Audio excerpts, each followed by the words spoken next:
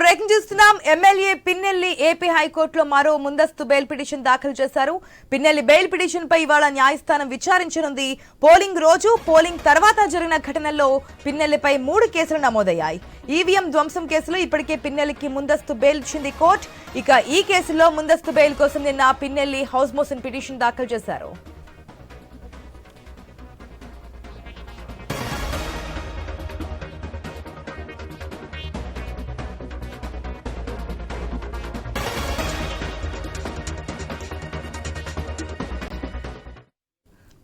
MLA Pinnelli AP హైకోర్టులో మరో ముందస్తు బెయిల్ పిటిషన్ దాఖలు చేశారు. పిన్నెల్లి బెయిల్ పిటిషన్పై ఇవాళ న్యాయస్థానం విచారించనుంది. పోలింగ్ రోజు, పోలింగ్ తర్వాత జరిగిన ఘటనల్లో పిన్నెల్లిపై 3 కేసులు నమోదయ్యాయి. ఈవీఎం ధ్వంసం కేసులు ఇప్పటికే పిన్నెల్లికి ముందస్తు బెయిల్ ఇచ్చింది కోర్టు. ఇక ఈ కేసులో ముందస్తు బెయిల్ కోసం నిన్న పిన్నెల్లి హౌస్ మోషన్ పిటిషన్ దాఖలు చేశారు. పూర్తి అప్డేట్స్ మా గుంటూరు ప్రతినిధి సాంబశివరావు ద్వారా తెలుసుకుందాం. రైట్ సాంబశివరావు.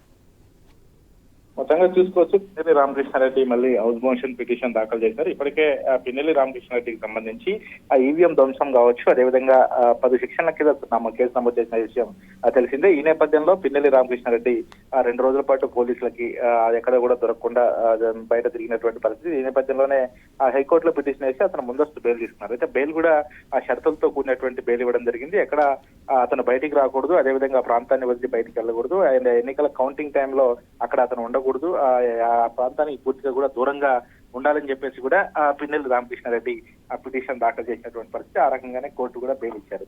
అయితే ఈ నేపథ్యంలో మొత్తంగా పిన్నెల్లి రామకృష్ణారెడ్డికి సంబంధించి మళ్ళీ హౌస్ మోషన్ పిటిషన్ దాఖలు చేశారు. ముందస్తుగా ఆ బెయిల్ ఇవ్వాలి, అదేవిధంగా అరెస్ట్ చేయకూడదు అని చెప్పేసి కూడా పిన్నెల్లి రామకృష్ణారెడ్డి మళ్ళీ ఆ పిటిషన్ దాఖలు చేశారు. అయితే పిటిషన్ ఈ రోజు బెంచ్ మీదకి వచ్చే అవకాశం అయితే కనబడతా ఉంది. మరి కొద్దిసేపట్లోనే దీనిపై విచారణ జరిగి కోర్టు ఒక నిర్ణయం తీసుకునే అవకాశం కూడా ఉంది.